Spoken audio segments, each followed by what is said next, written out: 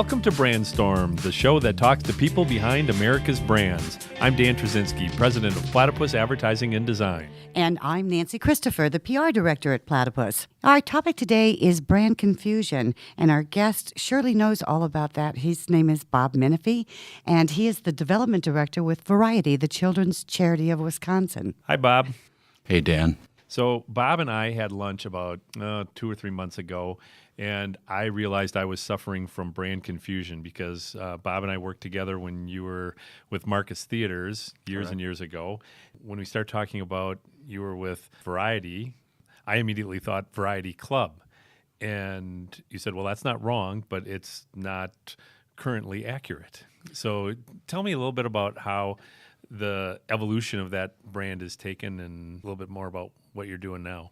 Well, you're really on target with this subject today on brand confusion because for literally decades, and I believe I can trace this, we're over 80 years old in Wisconsin, but I can trace this. Not you, just the club, right? Calm down. No, correct. Even though Dan said he's known me for years and years. But yeah, I can go back into the late 40s, post-World War II, into the 50s, when Variety was known as the Variety Club. They did telethon work on TVs.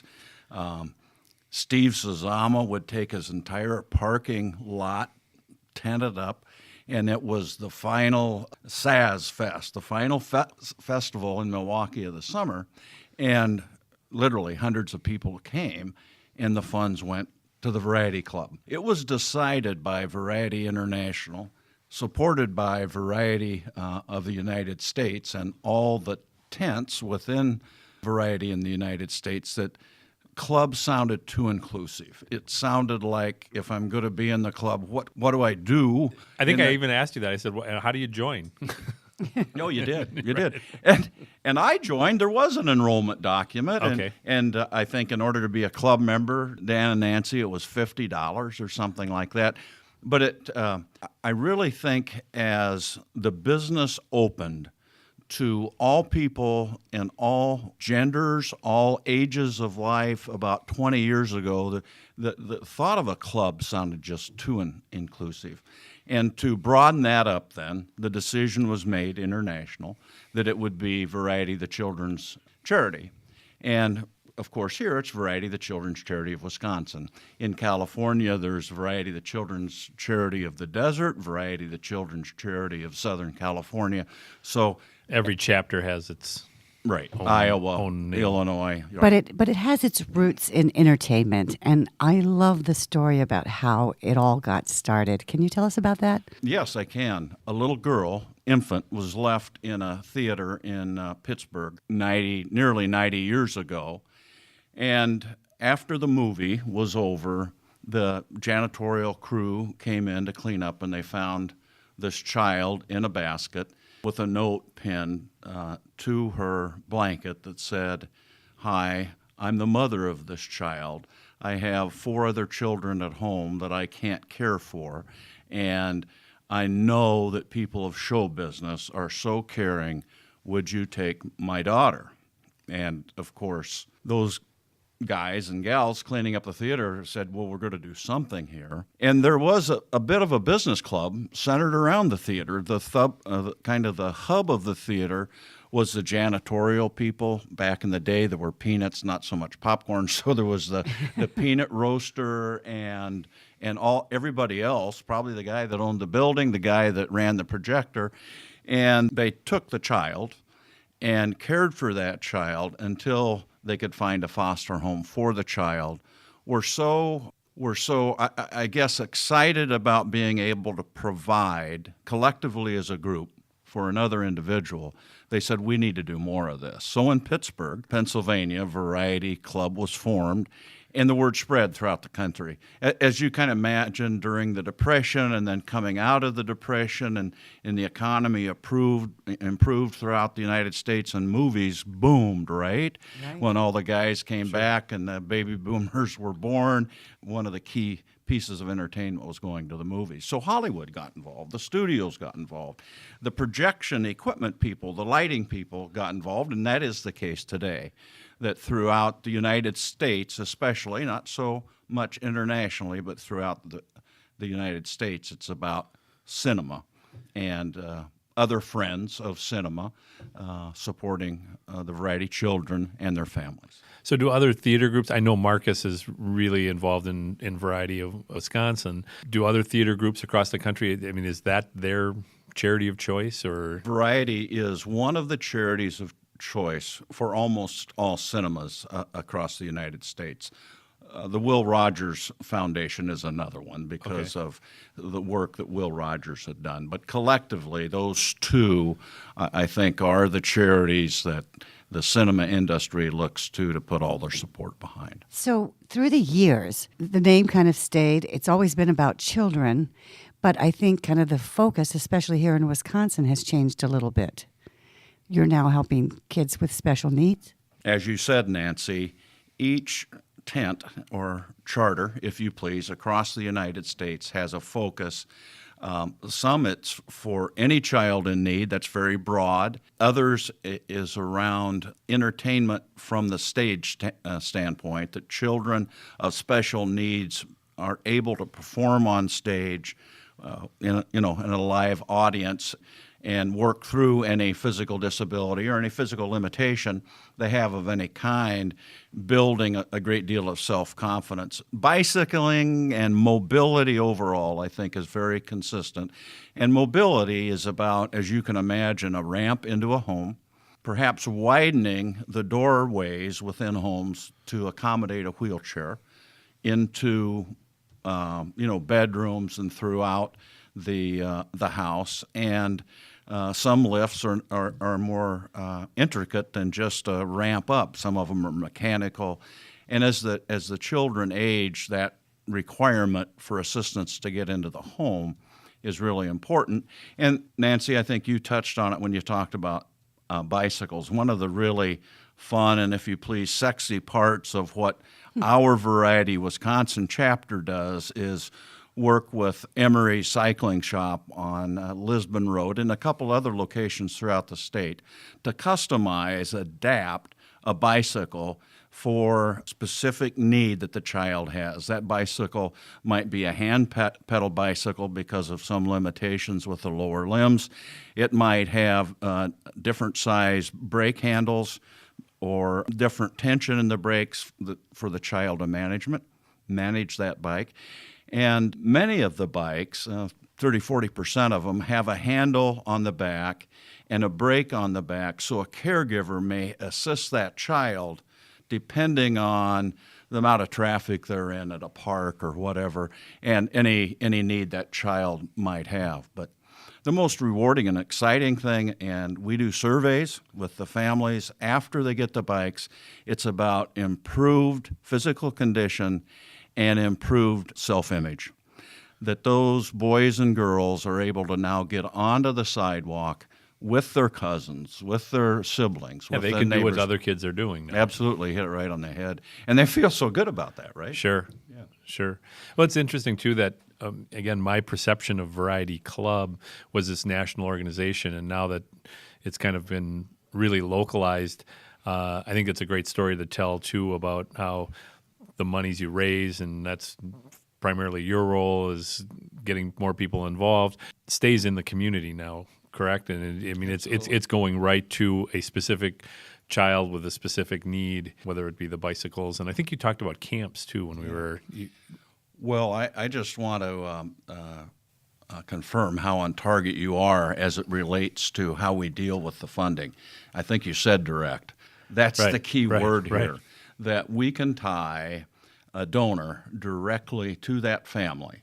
That donor who gives us $1,200 or more or less that would like to be at the bicycle shop for the assessment of the child to get the right bike, or for the quote-unquote delivery of the bike to the child can do that. We share pictures with them. We share video with them. There's no clearinghouse. It is a direct fund. We're not passing it through for somebody else to manage. Families apply to us. We have a committee that reviews all applications that includes professional physical therapists, teachers, et cetera, in the community that can help us ensure that we're directing those funds to the children of greatest need. Thanks a lot for asking about the camp earlier. This will be our 4th year, this coming June, for us to host Chatter Matters Communication Camp at Wesley Woods Campground on the shores of Lake Geneva down in south central Wisconsin. Okay, I have to ask, what Chatter Matters? Yeah. What does that mean? It's a nonverbal camp, right? It is, correct. Chatter Matters Camp is about us receiving applications from disabled children that are also nonverbal. And wow, right? Wow. I mean, you hear that and what you think about it. How hard is that for them? Yeah. Well, yeah. So we try to make it easier, and they join us for 4 days and 3 nights at a fully functional camp, facilities for their parents, all of their siblings come, all of the meals, all the recreational activities. And we have speech, physical therapists come to the camp. We're blessed with the young men and young women that we get from Carroll University and Whitewater University in Wisconsin. And they do intensive work with these children on the devices they need to be able to communicate. And with technology we have today, much of that is iPad or certainly digitally driven, and what they're able to enter into their speech device then is communicated audibly to order for the first time their meal at Applebee's where they're there and somebody else has had to order it in the past, or certainly about education and them being able to communicate within the school, not just with the faculty and the teachers and staff, but also with their classmates. And again, as we've talked about with bicycles and other mobility devices, the increase in self-confidence and everything just radiates. And this is a full-out camp, like I mentioned before. We've got the bonfires, we've got the crafts and everything. Oh, cool. It is very, very cool. We have a capacity up to 20 families. So we're looking at 80 to 90 people at the camp, and somewhere very close to that number, 70 or 80, in volunteers, great adults and students who come to assist the children and their families.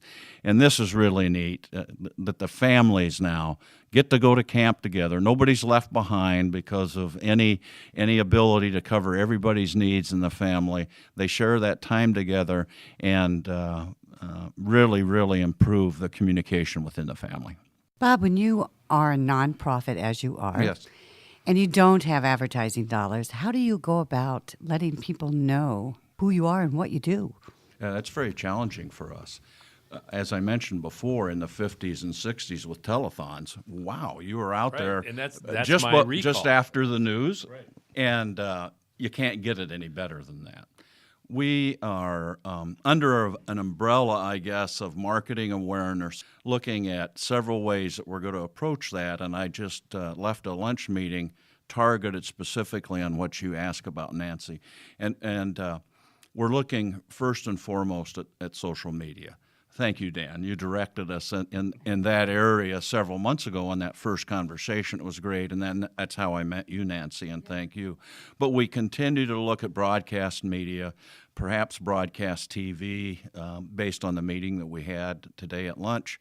We're looking at social media through radio, perhaps an affiliation with one of the radio groups here in town, perhaps digital billboards, but the first step on this is the social media, that we do everything we can through Facebook and all the other opportunities, Instagram that are out there and Twitter, and that we can share the message. I shared one at lunch today from Saz's Steakhouse, so people are aware of where we're at and what we're doing.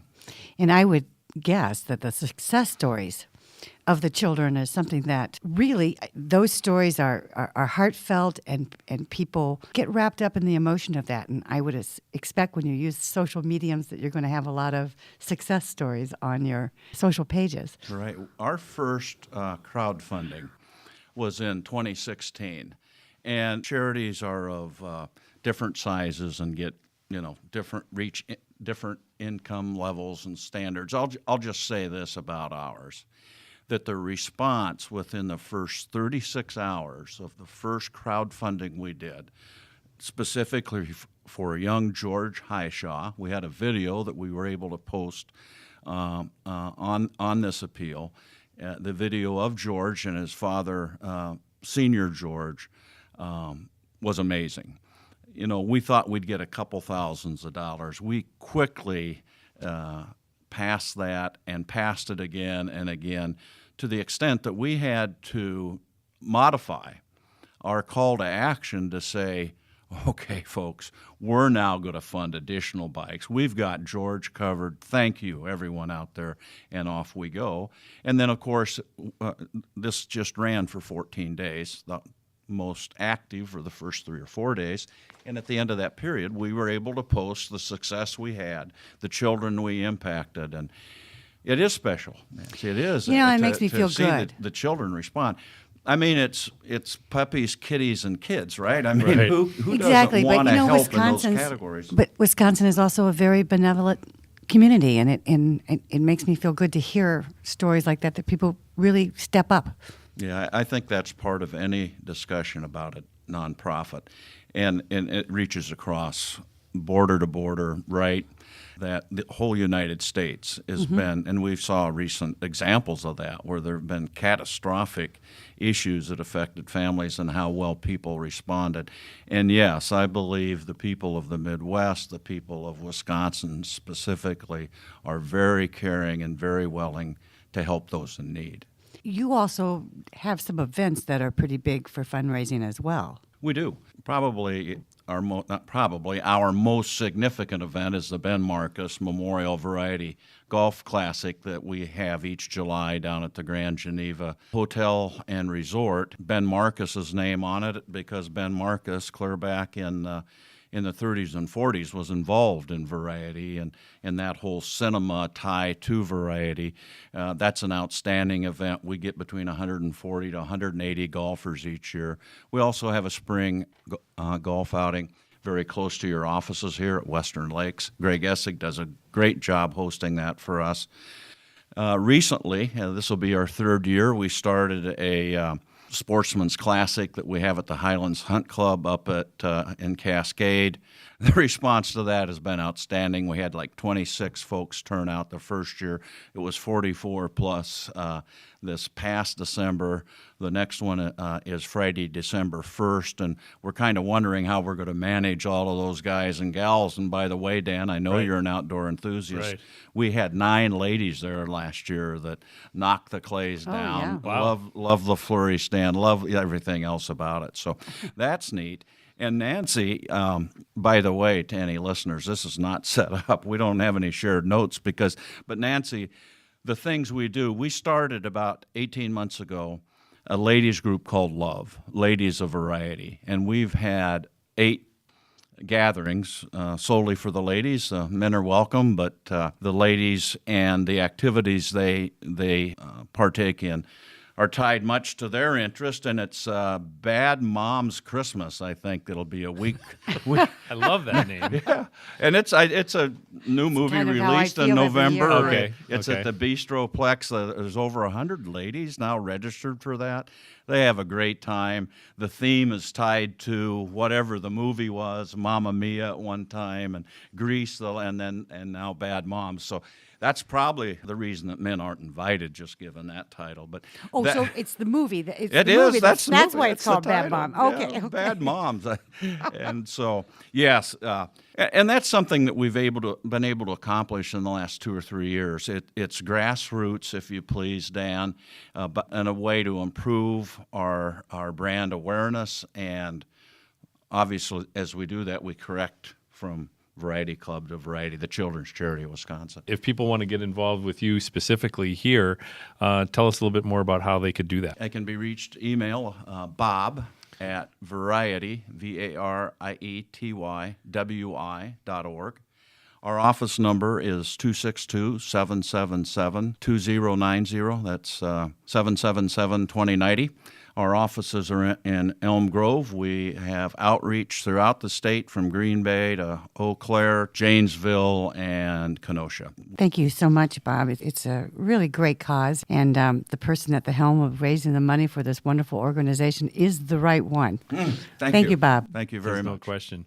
Well, all of that information is going to be in our show notes, so you can take a look there if you'd like to get in touch with Bob or get in touch with the Variety Club. There you go again. I messed it up already. Stop See, it, Dan. I can't help Now it. you're I can't confusing the audience. help myself. Variety, That's the terrible. Children's Charity of Wisconsin. One more time. Variety, The Children's Charity of Wisconsin. No one's Bingo. confused anymore, okay? Well, my big takeaway is that it takes a ton of work via storytelling, PR, events, social media to clear up brand confusion. But whatever you want to call them, Variety is sure doing worthwhile work. To our listeners, if you like what you've heard today, please don't forget to share, review, and subscribe to Brandstorm. This is Dan Trzynski along with Nancy Christopher at Platypus Advertising and Design, an awesome marketing company that works with a variety of regional, national, and global brands. We hope that you'll join us next week for another episode of Brandstorm.